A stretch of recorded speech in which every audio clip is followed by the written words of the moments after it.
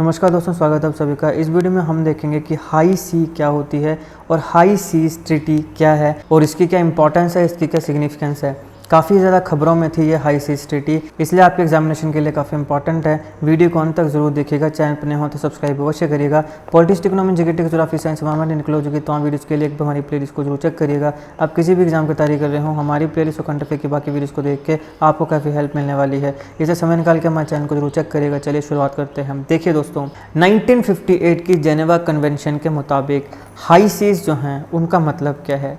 High seize सी का वो part होता है जो कि किसी भी कंट्री के जो टेरिटोरियल वाटर है या जो इंटरनल वाटर्स हैं उसमें इंक्लूड नहीं होता है। ऐसा कोई एरिया जो टेरिटोरियल वाटर के अंदर नहीं आएगा किसी भी देश के, उसको हाई सीज बोलेंगे। अब ज़रा ध्यान से यहाँ पे समझो इसका मतलब क्या हुआ। मान लो कि ये एक देश है X, ये एक देश है Y। अब जब आप ये कहोगे कि एक्स देश की टेरिटरी क्या है, फॉर एग्जांपल जब हम भारत का केस लेते हैं कि भारत की टेरिटरी क्या है, किस एरिया को हम भारत बोलेंगे, तो उसमें हमारी सारी स्टेट्स आती हैं, फिर उसमें यूनियन टेरिटरीज आती हैं, फिर उसमें जो हमारे आसपास इर्द गिर्द जो वाटर है, जो आपके पास ओशियंस हैं, जो इंडियन ओशियन है, बे ऑफ बंगाल है, इसकी कुछ टेरिटरी भी आती है। ठीक है, तो अब यहाँ पे देखो ये एक एक्स देश है, एक तो ये आगे यहाँ पे आपको दिख रहा है ये इसकी टेरिटरी है, कुछ इसका एरिया यहाँ पे आसपास मान लो कि वाटर है पूरा, तो कुछ इसका जो एरिया है वो इसके बाहर जो थोड़ा बहुत वाटर है वो भी उसमें आएगा। इसकी जो टेरिटरी है उसमें कितना होता है वो मैं आगे आपको बताऊँगा। वैसे ही इसका एरिया आएगा, ठीक है। लेकिन अब ये जो बीच में एरिया बच गया, ये इसका क्या करना है, ये तो ना इस देश में आएगा ना इस देश में आएगा।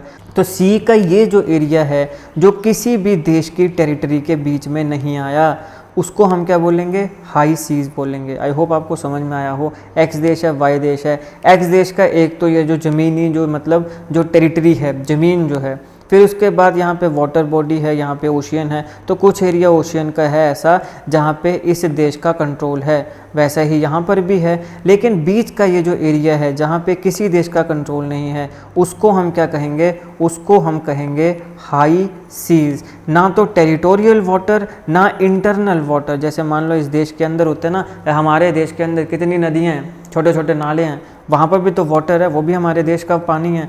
तो जो ना तो टेरिटोरियल वाटर में आएगा ना इंटरनल वाटर में आएगा, उसको हम बोलेंगे हाई सीज। अब देखो ये वो एरिया होता है जो देश के एक्सक्लूसिव इकोनॉमिक जोन से बाहर होता है और ये 200 नॉटिकल माइल्स तक एक्सटेंड होता है। वही बात है, देखो जैसे मैंने आपको बताया कि एक्स देश है और ये वाई देश है, तो यहाँ पे एक तो आ गया ये देश की आगे टेरिटरी। अब इसके बाहर क्या है, यहाँ पे ये पूरा क्या है, ये पूरा है वाटर। तो अब यहाँ पे इसकी जो एक्सक्लूसिव इकोनॉमिक जोन है वो क्या होगी, वो एक तो ये पूरी की पूरी टेरिटरी होगी, ठीक है, एक्स और वाई अपने अपने देशों की टेरिटरी, और उसके बाहर ये 200 नॉटिकल माइल्स तक, 200 नॉटिकल माइल तक का जो ये यहाँ पे देखो ये सी में 200 नॉटिकल माइल तक जो एरिया है वो भी इसी देश के अंदर आएगा, यहाँ पे इस देश के अंदर आएगा। यानी ये जो पूरी की पूरी सी है इसका यहाँ से 200 नॉटिकल माइल और यहाँ से 200 नॉटिकल माइल, इस पूरे में जैसे यहाँ पे आप देखोगे इतना जो एरिया है ये पूरा सी का एरिया है, लेकिन इसके ऊपर किसका अधिकार है, इस देश का।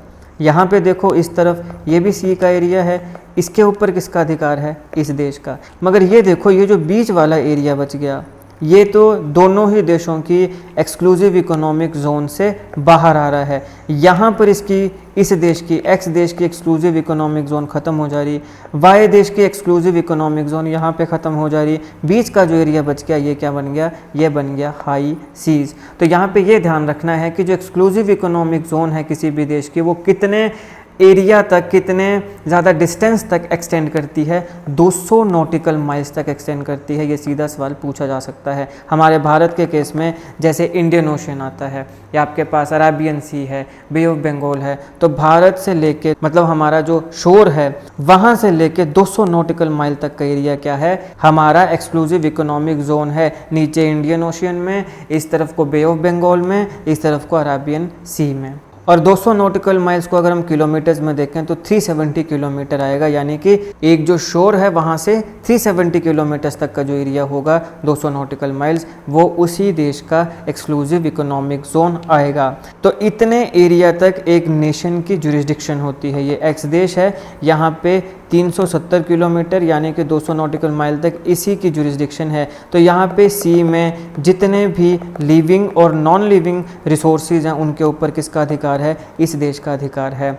लेकिन जो हाई सीज बच गई, जो कि दोनों देशों के एक्सक्लूसिव इकोनॉमिक जोन में नहीं आ रही है, उनके बीच में आ रही है, तो उसकी रिस्पॉन्सिबिलिटी कोई देश नहीं लेता है।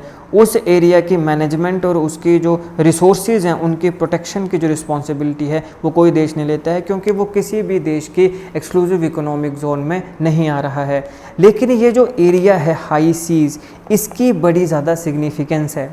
जो किसी भी देश की टेरिटरी में ये एक्सक्लूसिव इकोनॉमिक जोन में नहीं आ रहा है और इसको कोई भी देश ना तो प्रोटेक्ट करने का काम कर रहा है ना मैनेजमेंट का काम कर रहा है, इसकी बहुत सिग्निफिकेंस है। क्या सिग्निफिकेंस है? देखो, हाई सीज जो है पूरे वर्ल्ड ओशियन का जो टोटल एरिया है उसका 60% बनता है, यानी 60% टोटल ओशियन का वो एरिया है जो किसी भी देश के एक्सक्लूसिव इकोनॉमिक जोन में नहीं आ रहा है। यह बहुत बड़ा एरिया बनता है, मोर देन 50% है। मेजॉरिटी एरिया जो है वो हाई सी है हमारे पूरी दुनिया के ओशियंस का, और ये हमारे अर्थ सरफेस का जो हाफ एरिया है उसको कवर करता है। और इसकी वजह से ये मैरीन लाइफ के लिए हब बन जाता है। यहाँ पे बहुत ऐसे मैरीन लाइफ है, एक्वाटिक एनिमल्स हैं, यहाँ पे फाइटोप्लैंक्टन, जू प्लैंक्टन्स हैं। क्लाइमेट चेंज की वजह से या फिर और भी बहुत कारण होते हैं, जैसे ऑयल स्पिल है, इस प्रकार की और बहुत चीज़ें हैं जिसकी वजह से ये मैरीन लाइफ जो है इसे हाई सीज में काफ़ी ज़्यादा प्रॉब्लम्स होती हैं। लेकिन अब यहाँ पे कोई रिस्पॉन्सिबिलिटी नहीं ले रहा है, क्योंकि ये किसी भी देश की एक्सक्लूसिव इकोनॉमिक जोन में नहीं आता है। 2.7 लाख नॉन स्पीसीज़ हैं जो कि इस हाई सीज वाले एरिया में रहती हैं, और ना जाने ऐसे लाखों कितनी और स्पीसीज़ हैं जिनको अभी तक डिस्कवर ही नहीं किया गया है। अब यहाँ पे जो प्लानिटरी स्टेबिलिटी है उसको कंट्रोल करने के लिए और क्लाइमेट को कंट्रोल करने के लिए और क्लाइमेट को रेगुलेट करने के लिए बहुत ही इम्पॉर्टेंट और फंडामेंटल रोल प्ले करती हैं हमारी हाई सीज। कैसे? क्लाइमेट चेंज के इफ़ेक्ट को मिटिगेट करने के लिए। अब ये क्लाइमेट चेंज के इफ़ेक्ट को मिटिगेट कैसे करता है? देखिए, ये कार्बन को एब्जॉर्ब करने का काम करता है, कार्बन सिंक की तरह ये काम करता है। मैंने आपको पहले भी एक वीडियो में बताया था कि फॉरेस्ट और जो हमारे पास एक्वाटिक ओशियंस जो हैं ये कार्बन सिंक का काम करते हैं, यानी कि यहाँ पे ये कार्बन को एब्जॉर्ब करते हैं। और इसके साथ साथ ये कैसे क्लाइमेट को रेगुलेट करते हैं? सोलर रेडिएशन को स्टोर करते हैं और पूरे ग्लोब में जो हीट है उसे डिस्ट्रीब्यूट करने का काम करते हैं। तो इस प्रकार से ये प्लैनेट की स्टेबिलिटी में काफ़ी इंपॉर्टेंट, काफ़ी फंडामेंटल रोल प्ले करते हैं क्लाइमेट को रेगुलेट करके। और इसलिए ह्यूमन सर्वाइवल और ह्यूमन वेलबींग के लिए भी ये जो हाई सी वाला एरिया है ये बहुत ही फंडामेंटल है। ओशियन जो हैं वो काफ़ी रिसोर्सेज और सर्विसेज प्रोवाइड करते हैं, जैसे कि रॉ मटेरियल हैं, सी फूड है। अब भारत में तो सी फूड का इतना चलन नहीं है, लेकिन आप कभी जापान जाओ, सिंगापुर जाओ, चाइना जाओ, या अगर आप इंटरनेट में इन देशों के बारे में देखो तो यहाँ पे सी फूड का बड़ा चलन है। काफ़ी लोग यहाँ पे सी फूड खाते हैं। तो सी फूड ये प्रोवाइड करते हैं, रॉ मटेरियल्स ये प्रोवाइड करते हैं, मेडिसिनल रिसोर्सेज ये प्रोवाइड करते हैं, एयर को प्यूरीफाई करने का काम करते हैं, कैसे कार्बन सिंक की तरह काम करते हैं, क्लाइमेट को रेगुलेट करने का काम करते हैं, एस्थेटिक का काम करते हैं, और साइंटिफिक और कल्चरल सर्विसेज भी ये काफ़ी ज़्यादा प्रोवाइड करते हैं, ये जो हाई सीज वाला एरिया है। अब यहाँ पे बात है कि हाई सीज वाला एरिया की सिग्निफिकेंस तो हमने देख ली, लेकिन अब हम इसकी बात इसलिए कर रहे हैं क्योंकि ये जो एरिया है ये डिस्ट्रॉय हो रहा है। तो सवाल ये है कि इसमें क्या क्या थ्रेट हैं, कौन कौन से थ्रेट्स हैं हमारा जो हाई सी वाला एरिया है, जो कि किसी भी देश के एक्सक्लूसिव इकोनॉमिक जोन में नहीं आता है, ना इनकी कोई प्रोटेक्शन कर रहा है, ना कोई मैनेजमेंट के ऊपर काम कर रहा है। मैंने आपको बताया कि एटमॉस्फेयर की जो हीट है उसे एब्जॉर्व करते हैं, जिसकी वजह से इल नीनो जैसे जो फिनोमिना है ये उसको कहीं ना कहीं अफेक्ट भी करते हैं। अब ये जो हाई सीज वाला एरिया है इसमें हो क्या रहा है, यहाँ पे एसिडिफिकेशन हो रही है, यानी बहुत ज़्यादा एसिडिक यहाँ का जो वाटर है वो होते जा रहा है, ऑब्वियसली पॉल्यूशन की वजह से, क्योंकि यहाँ पे गंद तो फैलाया जा रहा है, लेकिन जब मैनेजमेंट की और जब प्रोटेक्शन की बात आ रही है तो सिर्फ एक्सक्लूसिव इकोनॉमिक जोन तक ही जो देश हैं अलग अलग वो सीमित रह जा रहे हैं। तो इसकी वजह से हाई सीज में काफ़ी एसिडिफिकेशन हो रही है, बहुत ज़्यादा एसिडिक यहाँ का वाटर बनता जा रहा है। दिक्कत क्या आ रही है, यहाँ पे जो फ्लोरा और फोना देखिए यहाँ पे जो प्लांट्स हैं, जो एक्वाटिक प्लांट्स हैं और जो एनिमल्स हैं, एक्वाटिक एनिमल्स, इनकी जो लाइफ है वो इंडेंजर्ड हो रही है, उनमें काफ़ी ज़्यादा खतरा उन्हें पहुंच रहा है, मैरीन फ्लोरा और फोना को। इसकी वजह से माने जो ये हाई सीज का वाटर है, इसकी एसिडिफिकेशन की वजह से वहाँ पे फ्लोरा और फोना, इनकी जो लाइफ है, मैरीन फ्लोरा एंड फोना, ये इंडेंजर्ड हो रही है। अब यहाँ पे कई ऐसी मैरीन स्पीसीज़ हैं जो एक्सटिंक्शन की रिस्क पर हैं, यानी विलुप्त होने की कगार पर हैं। मैंने आपको कुछ समय पहले प्रोजेक्ट एलिफेंट बताया था, उसमें मैंने आपको कहा था कि ये जो एलिफेंट है, IUCN की जो रेड लिस्ट होती है उसमें ये इंडेंजर्ड है। तो मैंने प्रोजेक्ट एलिफेंट और प्रोजेक्ट टाइगर को अच्छे से कवर कराया है। एलिफेंट तो मैंने कल ही कवर करवाया है, अगर आपने नहीं देखा जरूर देखिएगा, लिंक मैं डिस्क्रिप्शन में दे दूंगा। तो एलिफेंट मैंने आपको बताया था कि ये एक्सटिंक्ट नहीं हुआ है अभी, लेकिन इंडेंजर्ड होने की कगार पर है, मुख्यतः जो एशियन एलिफेंट है। तो उसी प्रकार से जो मैरीन स्पीसीज़ हैं वो भी एक्सटिंक्शन यानी कि विलुप्त होने की कगार पर हैं। कारण क्या है? एसिडिफिकेशन और करंट जो वार्मिंग, जो ओशियंस गर्म हो रहे हैं, जो टेम्परेचर इंक्रीज हो रहा है, उसकी वजह से ऐसा माना जा रहा है कि 2100 साल तक आते आते, जैसे अभी ये 2024 चला है, तो 2100 आते आते न जाने कितनी हज़ारों स्पीसीज़ जो है मैरीन स्पीसीज़ वो एक्सटिंक्ट हो जाएंगी, ऐसा अनुमान साइंटिस्ट के द्वारा लगाया जा रहा है। अब यहाँ पे एक आता है anthropogenic pressure on high seas. Anthropogenic यानी कि जो ह्यूमन बींग्स के द्वारा चीज़ें हो रही हैं उसको हम एंथ्रोपोजेनिक बोलते हैं। तो हाई सीज के ऊपर एंथ्रोपोजेनिक प्रेशर भी है, जैसे कि नॉइस पोल्यूशन। अब नॉइस तो हम ही कर रहे हैं ना, बड़े बड़े युद्धपोत चला रहे हैं, फिर जहाज़ चला रहे हैं, समुद्री जहाज़, इसकी वजह से नॉइस पोल्यूशन हो रहा है। सी बेड में माइनिंग हो रही है, फिर कई बार यहाँ पे फायर्स हो जाती हैं, कई बार केमिकल और ऑयल स्पिल हो जाता है, ऑयल्स गिरा दिए जाते हैं वाटर में, मतलब ऑब्वियसली जानबूझ के तो कौन ही गिराएगा, लेकिन गलती से गिर जाता है। केमिकल जो हैं वो अलग अलग भिन्न भिन्न प्रकार के डेंजरस केमिकल्स जो हैं वो पानी में गिर जा रहे हैं, ओशियंस में गिर जा रहे हैं। फिर अनट्रीटेड वेस्ट जो है उसको डिस्पोज कर दिया जा रहा है, जिसमें एंटीबायोटिक्स भी आती हैं। अब यहाँ पे देखो, सिर्फ प्लांट्स और एनिमल्स की बात नहीं है, न जाने कितने मैरीन बैक्टीरियाज़ हैं और बाकी अलग अलग प्रकार के सूक्ष्म जीव हैं, माइक्रोब्स हैं जो ओशियंस में रहते हैं। और यहाँ पे इस दुनिया में कोई भी ऐसी चीज़ नहीं है जिसकी अपनी एक इम्पॉर्टेंस नहीं है। जैसे सॉइल में ही बैक्टीरियाज होते हैं, हमें तो दिखते नहीं हैं, लेकिन वो जो सॉइल की उर्वरक क्षमता है उसको बढ़ाने का काम करते हैं। तो ये ऐसा नहीं है कि ये बेचारे ऐसे ही, मतलब इनका कोई रोल नहीं है, इनका भी बड़ा रोल है इस पूरे दुनिया, इस पूरे सृष्टि, नेचर के संतुलन के लिए। तो उसी प्रकार से कई बैक्टीरियाज और कई सूक्ष्म जीव, माइक्रोब्स हमारे वाटर ओशियंस में भी पाए जाते हैं और उनका भी अपना अपना बेचारों का रोल है। तो अब जैसे अनट्रीटेड वेस्ट है, एंटीबायोटिक्स हैं, अब ये तो देखो जानबूझकर ही फेंकी जाती हैं। अगर आप चाहो तो इनको अच्छे से डिस्पोज कर सकते हो, अगर आप चाहो तो इनको ट्रीट करके डाल सकते हो, लेकिन फिर भी आपने अनट्रीटेड वेस्ट ही डालना है क्योंकि उसमें कम पैसा लगता है, ट्रीट करके डालने में ज़्यादा पैसा लगेगा। तो ये तो ह्यूमन बीइंग की ही सेल्फिशनेस है, जिसकी वजह से कितने बेचारे फाइटोप्लैंक्टन्स हैं, जू प्लैंक्टन्स हैं, मैरीन फ्लोरा और फोना है, वो अफेक्ट हो रहे हैं। तो सी बेड माइनिंग है, नॉइस पोल्यूशन है, केमिकल एंड ऑयल स्पिल है, फायर है, अनट्रीटेड वेस्ट इंक्लूडिंग एंटीबायोटिक्स, इसका डिस्पोजल है, ओवर फिशिंग है। अब देखो, थोड़ी बहुत फिशिंग तो चलती है, कई हमारे यहाँ पे ऐसे लोग हैं जो सिर्फ फिशिंग के ऊपर ही डिपेंडेंट है, लेकिन ओवर फिशिंग हो जा रही है तो उससे प्रॉब्लम है। कोस्टल पॉल्यूशन से प्रॉब्लम है हाई सीज़ को, और इसके साथ साथ कुछ इन्वेसिव स्पीसीज़ की इंट्रोडक्शन है। इन्वेसिव स्पीसीज़ क्या होती हैं? ये एक फॉरेन स्पीसीज़ होंगी जो किसी नए एरिया में इंट्रोड्यूस की जाएंगी और बहुत ही जल्दी अपने पॉपुलेशन को इंक्रीज़ कर देंगी। अब उसकी वजह से होगा क्या? देखो, उसकी वजह से दो चीज़ें होंगी। पहला, वहाँ के जो बेचारी नेटिव स्पीसीज़ हैं ये उनको मारने लग पड़ेंगी, या तो उनको मतलब नुकसान पहुँचाएंगी, और दूसरा कि अगर मान लो नुकसान नहीं भी पहुँचाए तो भी, क्योंकि इनकी पॉपुलेशन धीरे धीरे बढ़ती जा रही है, तो जो खाना है, ठीक है, जो नेचुरल रिसोर्सेज हैं, वहाँ पर भी ज़्यादा कंपटीशन बढ़ जाएगा, और उस कंपटीशन की वजह से कई बार जो नेटिव स्पीसीज़ होती है वो बेचारी विलुप्त हो जाती है, क्योंकि वो compete नहीं कर पाती है, या तो उसको मार दिया जाता है या फिर वो बेचारी भूखी ही मर जाती है क्योंकि वो वहाँ पे compete नहीं कर पाती है। तो यहाँ पे इन्वेसिव स्पीसीज़ की जो इंट्रोडक्शन है ये भी काफ़ी नुकसान पहुँचाती है हाई सीज़ को। तो ये सारे एंथ्रोपोजेनिक प्रेशर्स हैं। अब मुझे बताओ, कोस्टल पोल्यूशन कौन कर रहा है? ह्यूमन बीइंग कर रहा है। इन्वेसिव स्पीसीज़ खुद से तो वहाँ पर नहीं आ जाएंगी, रहेंगी, ऑब्वियसली उनको इंट्रोड्यूस किया जाएगा। ओवर फिशिंग कौन करेगा? ह्यूमन बीइंग करेगा। नॉइस पोल्यूशन कौन फैला रहा है? हम फैला रहे हैं। माइनिंग कौन कर रहा है? हम कर रहे हैं। केमिकल और ऑयल स्पिल्स कई बार जाने अनजाने में भी हो जाती है, लेकिन वहाँ पर भी का बात वही है कि आप अच्छे से आपने ख्याल नहीं रखा, इसलिए ऑयल स्पिल हो गया, केमिकल स्पिल हो गया।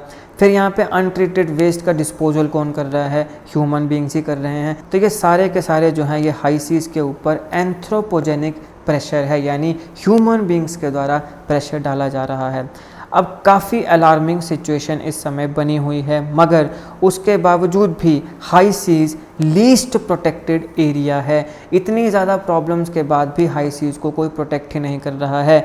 मात्र 1% ही हाई सीज का एरिया है जो अंडर प्रोटेक्शन है। मैंने आपको बताया कि टोटल जितने भी ओशंस हैं उनका जो 60% एरिया है वो हाई सीज है, यानी कि वो किसी भी देश की एक्सक्लूसिव इकोनॉमिक जोन में नहीं आ रहा है। तो 60% में मात्र 1% ही ऐसा एरिया है जो कि अंडर प्रोटेक्शन है। बाकी कोई एरिया कोई इसको प्रोटेक्ट नहीं कर रहा है। इसको बेचारे को डिस्ट्रॉय होने के लिए खुला छोड़ दिया गया है। सारे अलग अलग देश अपने हिसाब से इसको एक्सप्लॉइट कर रहे हैं। तो इसलिए यहाँ पर आती है हाई सीज ट्रीटी। अभी तक हमने हाई सीज देख ली, हाई सीज की सिग्निफिकेंस देख ली और हाई सीज में कौन कौन से थ्रेट्स हैं वो देख लिए। लेकिन इन थ्रेट्स को कम करने के लिए ही पिक्चर में आती है हाई सीज ट्रीटी। तो क्या है ये हाई सीज ट्रीटी? देखिए 1982 में सबसे पहले United Nation convention on the law of the sea, इसको यूएन क्लॉज भी बोलते हैं। बहुत इंपॉर्टेंट है, सीधा सवाल पूछ लिया जाता है, या तो आपसे फुल फॉर्म पूछ ली जाएगी कि बताओ यूएन क्लॉज की क्या फुल फॉर्म है, तो United Nation convention on the law of the sea, law of the sea. और ये कब आई थी? ये 1982 में आई थी। यहाँ पे 1982 में यूनाइटेड नेशन ने यूएन क्लॉज को अडॉप्ट किया। यहाँ पे कुछ रूल्स बनाए गए जिसके माध्यम से जो ओशियंस हैं उन्हें गवर्न किया जाएगा और जो ओशियन के रिसोर्सेज हैं उनको यूज़ किया जाएगा। लेकिन यहाँ पे कोई भी कंप्रिहेंसिव लीगल फ्रेमवर्क नहीं आया जो हाई सीज को कवर करे। ये मैं आपको हिस्ट्री बता रहा हूँ कि कैसे हम हाई सीज ट्रीटी तक पहुँचे। हमने यूएन क्लॉज को 1982 में एक्सेप्ट किया। बेशक वहाँ पे ओशियंस को गवर्न करने की बात हुई, मगर यहाँ पे कोई कंप्रिहेंसिव लीगल फ्रेमवर्क की बात नहीं हुई जो हाई सीज को कवर करे। और साथ साथ में जैसे क्लाइमेट चेंज और ग्लोबल वार्मिंग एक बहुत बड़ा ग्लोबल कंसर्न निकल के आ रहा है, ये काफ़ी इम्पॉर्टेंट बन गया है कि इंटरनेशनल लीगल फ्रेमवर्क तैयार किया जाए ताकि ओशियंस और मैरीन लाइफ को हम प्रोटेक्ट कर सकें।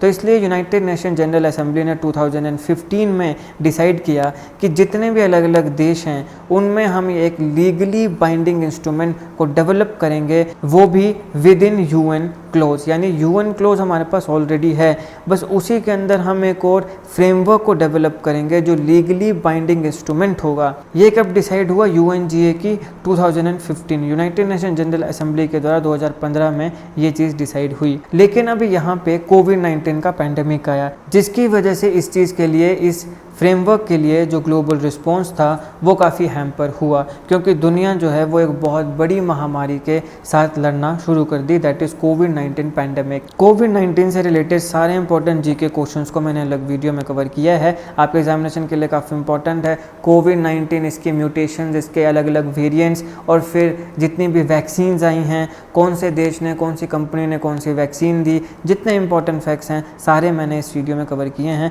ज़रूर देखेगा, इसका लिंक मैं आपको डिस्क्रिप्शन बॉक्स में दे दूंगा। इसके साथ साथ कोविड-19 आप सब जानते हो एक बहुत बड़ी महामारी थी, मगर देश और दुनिया में सिर्फ कोविड-19 इकलौती ऐसी महामारी नहीं है। कोविड-19 से पहले भी बहुत ज़्यादा महामारियां इस देश और दुनिया ने देखी हैं, तो उन सारी बीमारियों को मैंने अच्छे से अलग वीडियो में कवर किया है कि कोविड-19 से पहले कौन कौन सी बीमारियां आई, उन्हें भी जरूर देखेगा, लिंक मैं डिस्क्रिप्शन बॉक्स में दे दूंगा।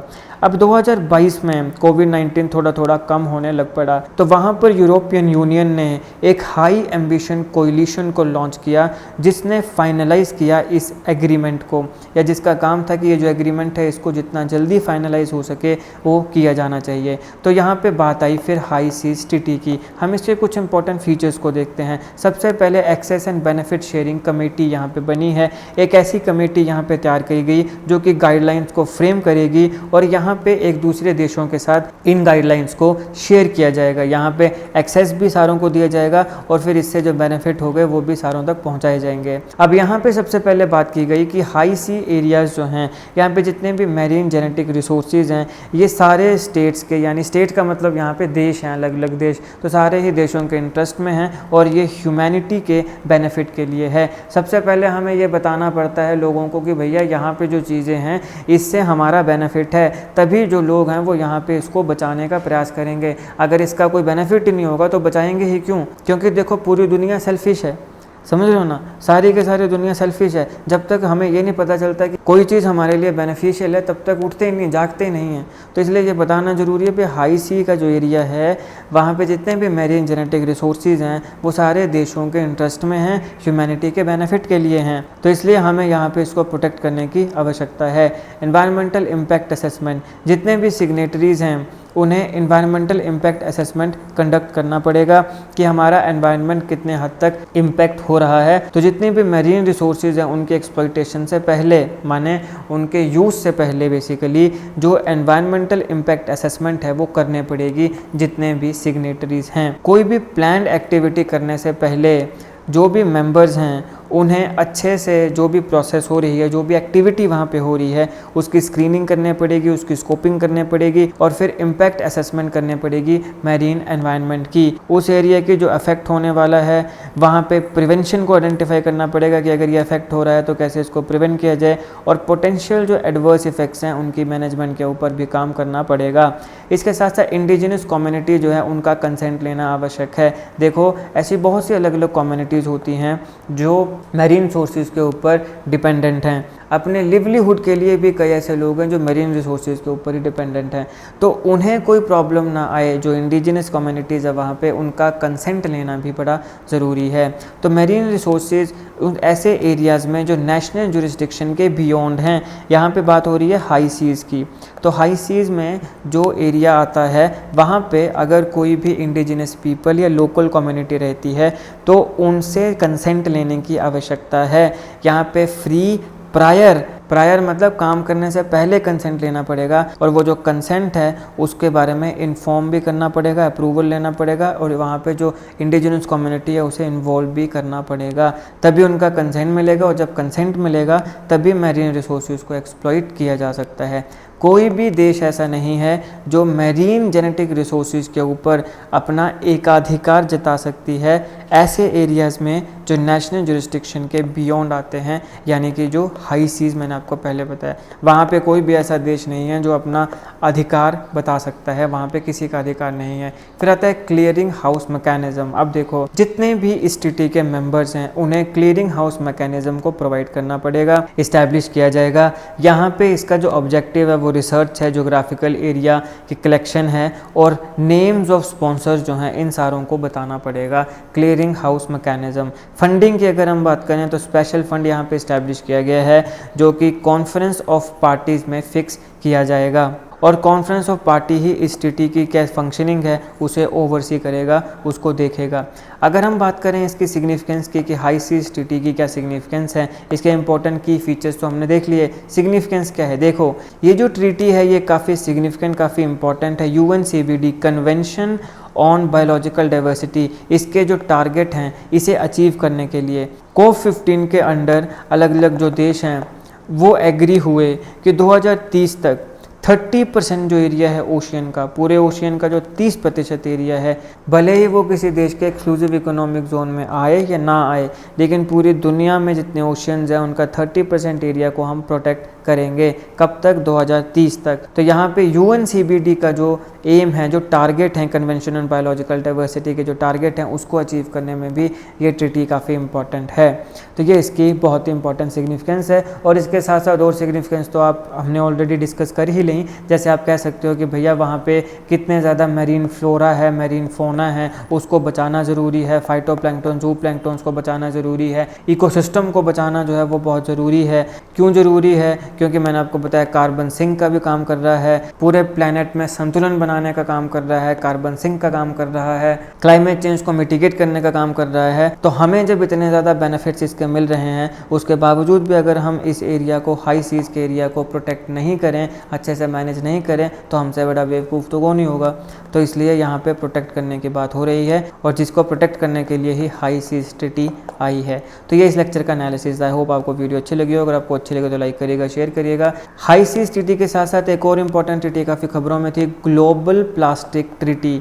ग्लोबल प्लास्टिक ट्रीटी की खासियत यह है कि यहाँ पे प्लास्टिक की पूरी लाइफ साइकिल को कवर किया जा रहा है इस ट्रीटी में। प्लास्टिक कैसे बनता है, कैसे उसकी पूरी प्रोसेसिंग होती है, जो भी चीज़ें हैं, और फिर ग्लोबल प्लास्टिक ट्रीटी क्या है, इस पूरे टॉपिक को मैंने अच्छे से एक अलग वीडियो में कवर किया है। इसको जरूर देखिएगा, काफ़ी इंपॉर्टेंट है। अभी कुछ टाइम पहले खबरों में भी थी, आपके एग्जामिनेशन के लिए बहुत ज़रूरी है। जरूर देखिएगा, लिंक मैं डिस्क्रिप्शन बॉक्स में दे दूँगा। इसके साथ साथ मैंने आपको प्रोजेक्ट एलिफेंट और प्रोजेक्ट टाइगर की वीडियो भी बताई थी, इसको भी जरूर देखिएगा। तीनों के लिंक्स आपको डिस्क्रिप्शन बॉक्स में मिल जाएंगे। बाकी politics, economy, GK, geography, science, environment, inclusion के तमाम वीडियोस के लिए एक बार हमारी प्लेलिस्ट को जरूर चेक करिएगा। आप किसी भी एग्जाम की तैयारी कर रहे हो, हमारी प्लेलिस्ट को कंटेंट की बाकी वीडियोस को देख के आपको काफ़ी हेल्प मिलने वाली है। इसे समय निकाल के हमारे चैनल को जरूर चेक करिएगा। जीके कंटेंट, जीके ट्रिक्स ऐसी वीडियोस के लिए हमारे चैनल को सब्सक्राइब करिएगा। बेल आइकन को जरूर दबा दीजिएगा ताकि किसी वीडियो की नोटिफिकेशन आपसे मिस ना हो। आपका बहुत बहुत धन्यवाद।